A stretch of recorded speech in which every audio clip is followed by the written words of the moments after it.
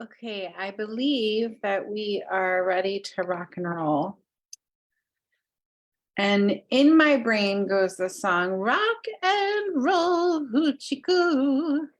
Okay, you guys ready? We're going to get into checklist juiciness. First and foremost, let me just give you permission to geek out on a solid checklist for your practice to move forward.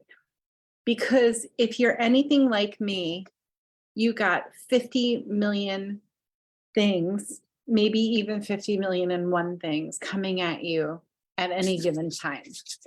So if you guys don't know Valor, please get some. It's so good. It's just so good.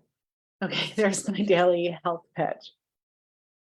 At any given time in my office, the phone's going, the texting is going, I feel my watch buzzing. I've got a baby in my arms. I've got 6 people on the table, and in walks Sally with her in-laws and her 3 kids, and they're all hungry and they're all in a bad mood.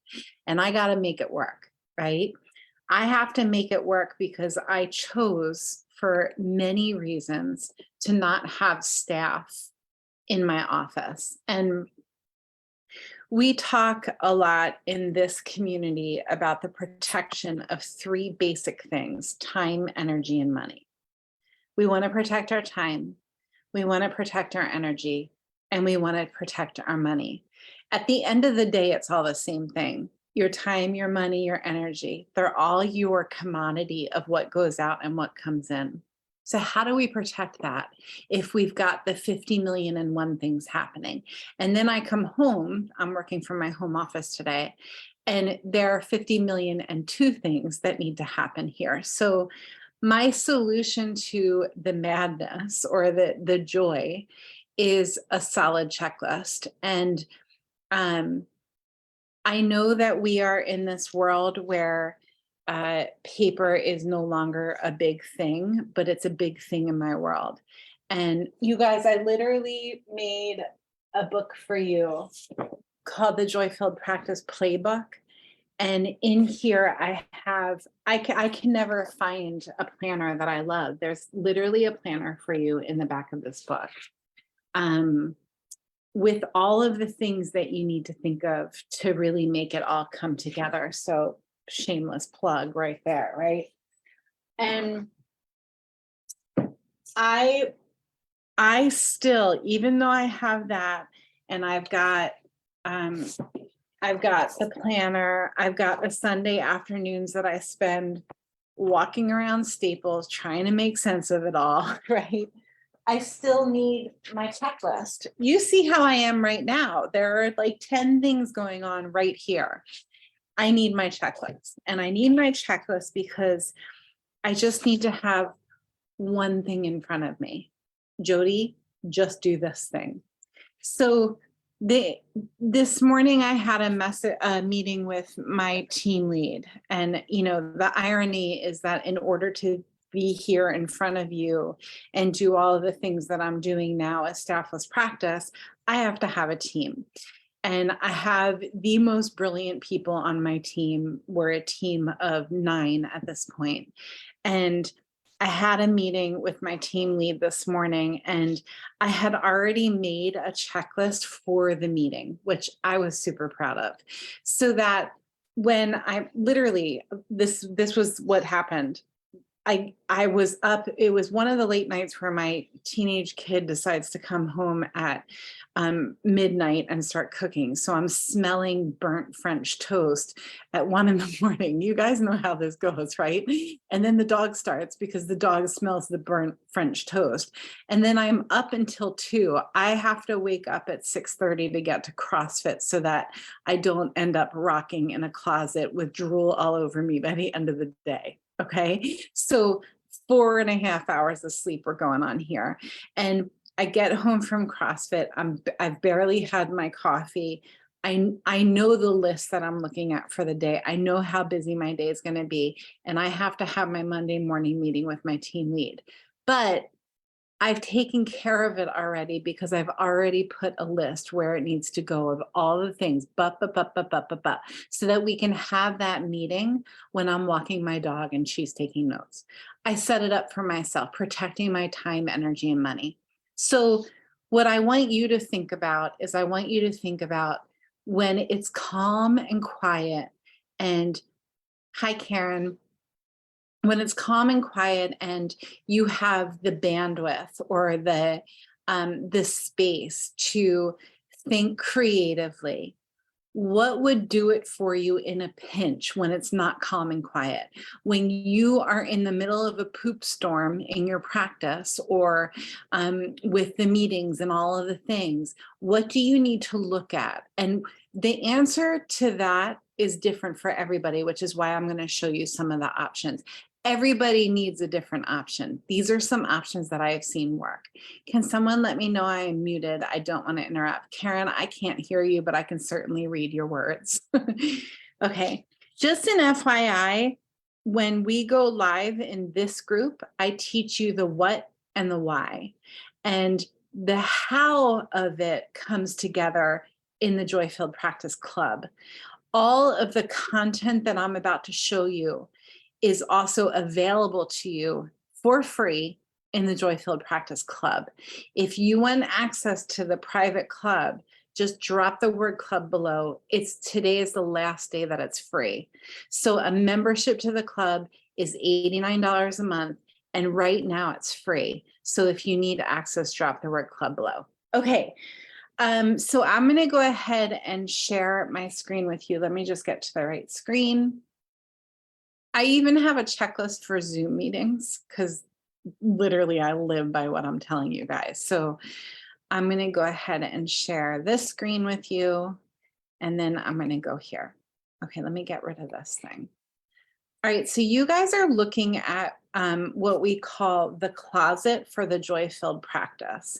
And the closet is where all of the documents live that I give to club members. And there are two documents that I want to go over. And again, if you want access to this stuff that I'm about to show you, because it's going to knock your bombas off, I'm going to tell you right now, just drop the word club in this post. Okay, so if you're already a club member, go into the Joy-Filled Practice Club Facebook group and go to guides, and this folder is in the guides. So the first thing I want to show you is the SOP checklist. So the SOP sheet is basically an SOP, which is a standard operating procedure for your practice that lives in a Google Drive. Okay, so it's all of the things that you could possibly need to think about when it comes to automating the systems of your practice and having a record of what goes where. That's what an SOP is. It's basically you can hand the keys to your queendom or your kingdom to whoever walks in to run it or help support you with it inside of an SOP. This is an SOP in the Google Drive. So you got one page for contacts, one page for team members, one page for office systems, like where does the mail go? What's the code to the door? How do you turn the AC on? Things like that. One code for office policies, one code for documents and hyperlinks to documents. One page for a nutrition protocol. This is actually a nutrition protocol sheet that I made for one of our clients, and I just thought I would throw it in here. Here is a checklist for new patients or new clients. If you use the word patient client, just use them interchangeable. So you can have, as long as you're on a HIPAA compliant drive, you can have just a new patient SOP, and it can have 100 patients on it. You just make a sheet for each patient. So that's that. Here's one for recalls. Our recall program is second to none. It's ridiculous. It's so good, you guys. This is just an example of a sheet that you can use to keep track. This is where the checklist comes into play. This is a little bit excessive because I might have an issue or two when it comes to checklists. So this is a personal to do. And the idea is if I type something here, this is what I want to do on Tuesdays, it's going to show up. You see that on every Tuesday. You see how that happened? So I'm going to delete it so I don't mess it up for you guys. Here's your family to do, and here's your practice to do. So this is the SOP sheet for my club members. And club members, we're going to go over this exhaustively inside of Masterclass this week, which is a group coaching experience we have on Thursdays.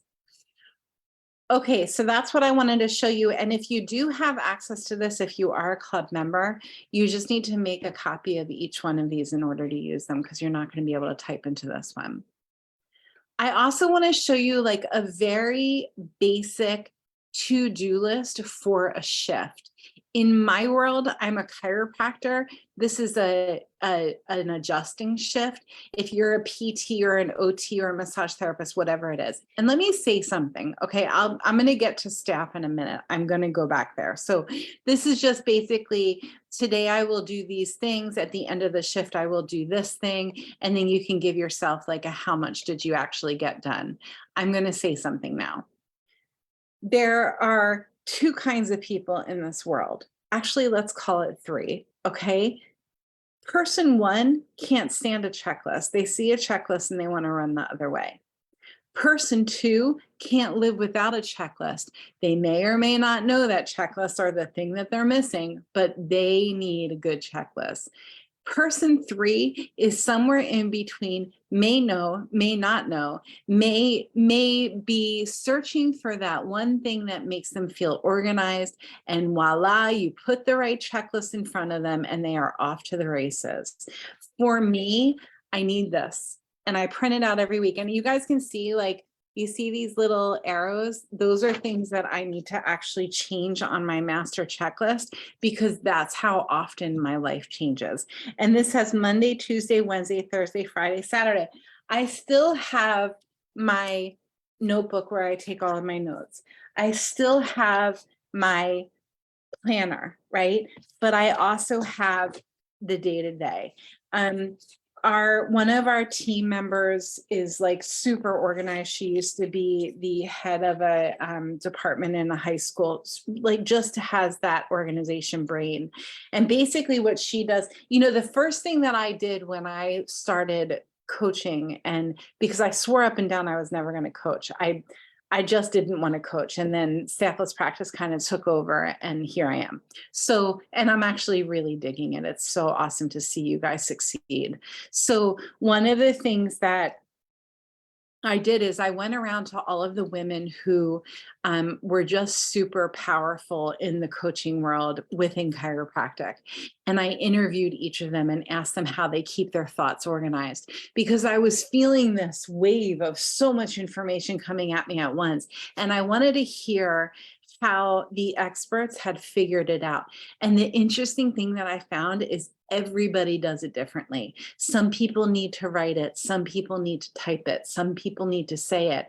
And what I learned more and more is the key is figuring out the system that works for you. The other thing that I'm going to say is, if you do have a team, I'm going to ask you to default to the fact that they're the first kind of person that needs a checklist. Because if they're the kind of person that needs a checklist and they don't have one, it's like putting a blindfold on them. So default to them needing it and let them tell you if they don't. Okay. And then just have an agreement around it. These are the things that I'm expecting you to do each day when you come to the office, or each day when you log in remotely. Are we in agreement with that? And then make sure that you follow up on it. Okay. I just wanted to see if there were any questions for me. Hi, Barb. Barb wants to get into the club. I think you're already in it, my love. I think that that's it. So if you are a club member, we're going to be, let me share the announcement with you. So about once a season, we open our doors to Staffless Practice Academy, and we take in new students. Like, we push everything aside and we give you guys the week. We're starting that week today. So today is open enrollment for the summer session of Staffless Practice Academy. If you are looking for some hardcore, seriously accountability-based coaching, I'm your girl. I've got the team to back it up. We can do the work for you. We can do the work with you, and we can just show you how to. So we've got to buy you a with you and a for you program. We're also doing a like a 101 on Wednesday evening, and you can go over to the events tab here in this group to check out more about that event. I think that's it, you guys. So figure out the checklist for yourself. Here, let me just recap. Figure out the checklist that works for your brain. Figure out a checklist that works for your team's brains if you have a team. Implement the checklist. Let me know how it goes. And drop the word club below if you want in. All right, I'll talk to you guys soon. Go make the world better with great care.